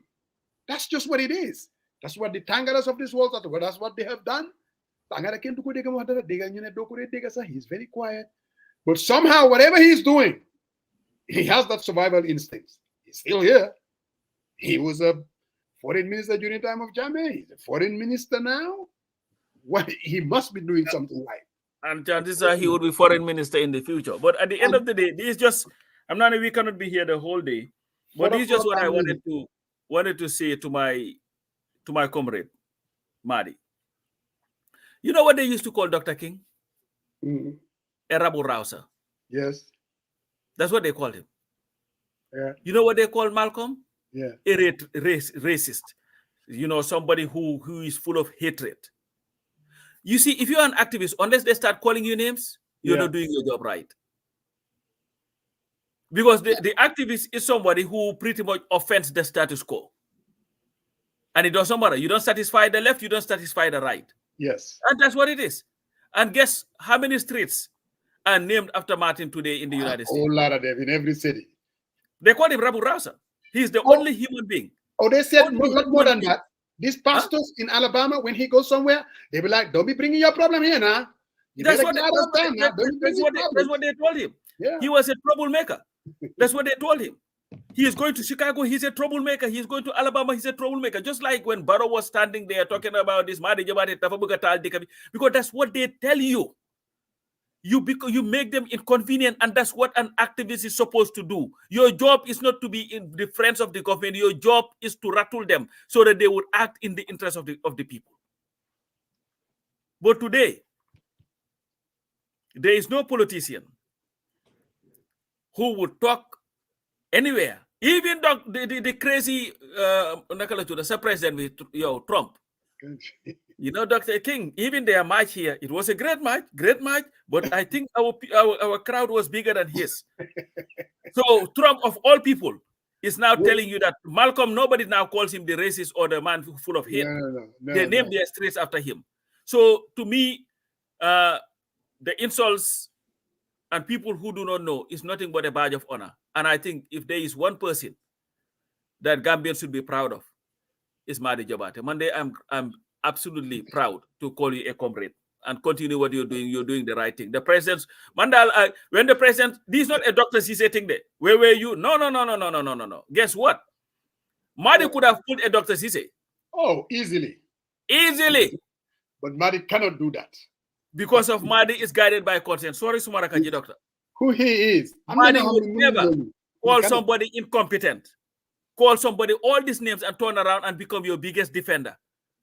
And anything that you say, Munele African, it's not. That's not who he is, because he's a man of conscience, who is a man who is guided by principles, and who's a man who is driven by one thing and one thing only: Gambia and what takes Gambia forward. And that is Musa. And coach, on the final analysis, or on Red Bull, that is the essence of activism. So your man is wants to know that he's present and accounted for. Say who steadily. I know, my man. Yeah, he wants you to know. He I'm wants still you waiting to. for my invitation to the Bantaba. You know. I think he needs to come. I invite you on the Bantaba. I think you got a lot to offer, man. To be honest with you, say when you're gonna invite him. Invite him. No, Musa, Jarankai, we are still mad at you. Manako Jarankai, we are still mad at you. What did I do? You messed. You went after our wife. Our man.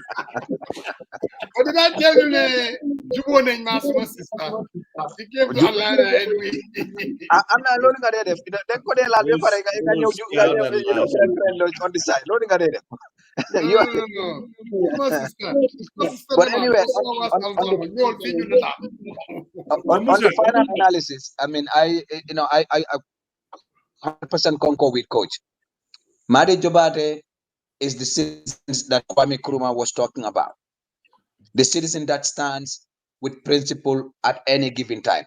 His resignation from the Westminster, it's a clear example of who he is as a Gambian. And we need, multiple Madi Jobates. Musa, if I tell you that he was my candidate, and I can send you the letter, he was the first person that I named to be an independent candidate in 2016. He was in Holland.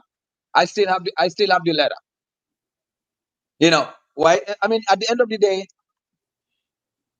when all is said and done, where we stand as individuals, our consistency with our values is what's going to define our history, is what we're going to write our chapter. It's not all the other noise. A man's dignity and strength, it's known at the time, where they stand at the time of adversity. That is just the thing. And, let's remain consistent. No matter what the argument is, people are going to pull us left, right, and center. They're going to accuse us of all kind of stuff. But we must remain steadfast, and we must continue to fight for Gambia, because Gambia is what unites us as a nation. Thank you. Saria. Demba, greeting to my sister. No, Musa. Musa, the cousins are at the window. You know how inside they don't come Pam. They are at the window. They put today what I've been hearing, my phone has been buzzing. They said first time Musa is very fair and balanced. And I wonder why. So your man said, which side are you on Tangara's debate? Tell him I'm always on the right side. No, you are definitely. And I told him, I said, if you were in Atlanta, you'd be very proud of your man that day, man. I'm telling you right now, Why not? They're gonna get it. Who gave Musa Jeng our money? No, we shut that down, because at least Musa. The honest thing is, we have to extend the olive branch, not the typical UDP supporters, right? So is Demba moderating the one in Seattle? Hopefully. No, okay. I'm suggesting, my man, you need to moderate what it says. What you have demonstrated. Coach, I am moderating it, but don't be surprised if I saw. No, but you gotta show up though. I am gonna show up. I am hosting the event at my center. Oh really? Then that's gonna be big.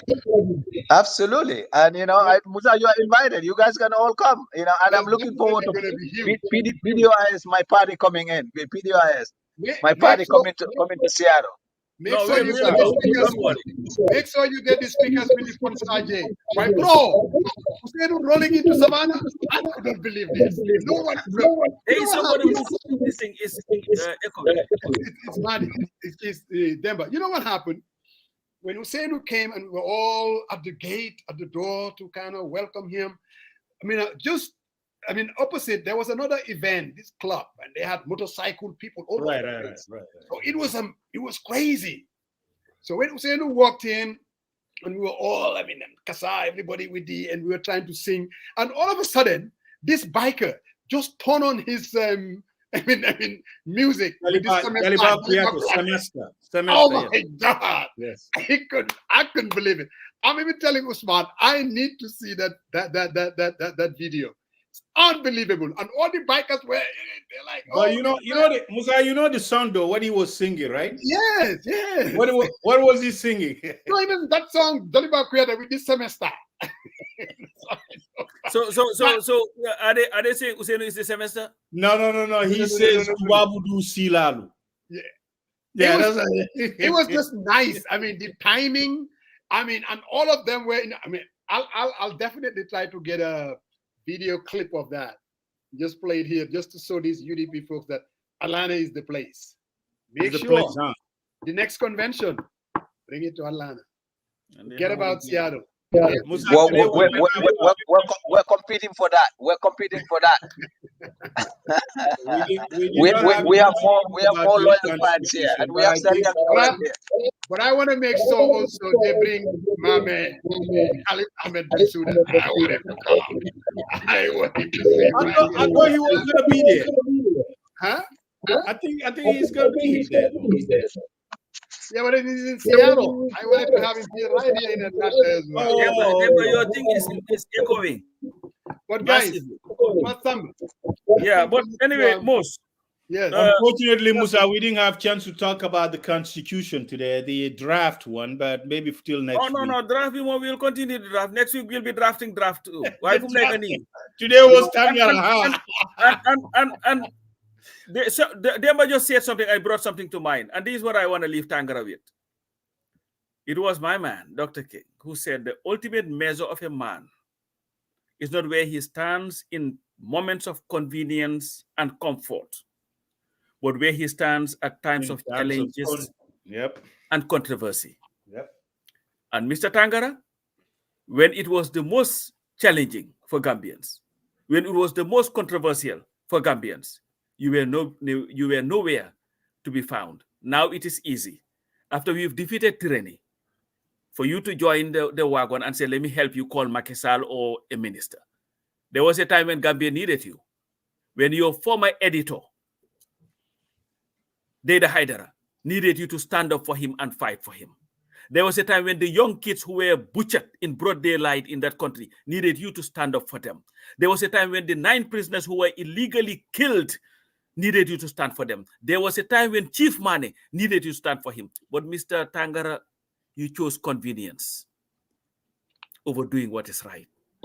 And as a result, you, sir, do not fit or are not fit to be the face of any organization that purports to promote and protect human and constitutional rights around the world. With that, dimbele ñu rek and continue what you're doing. And maybe, sir, become the Minister of Trade or Minister of anything. And so that we'll get somebody else who will give the chance to have somebody who will represent us. You're talking about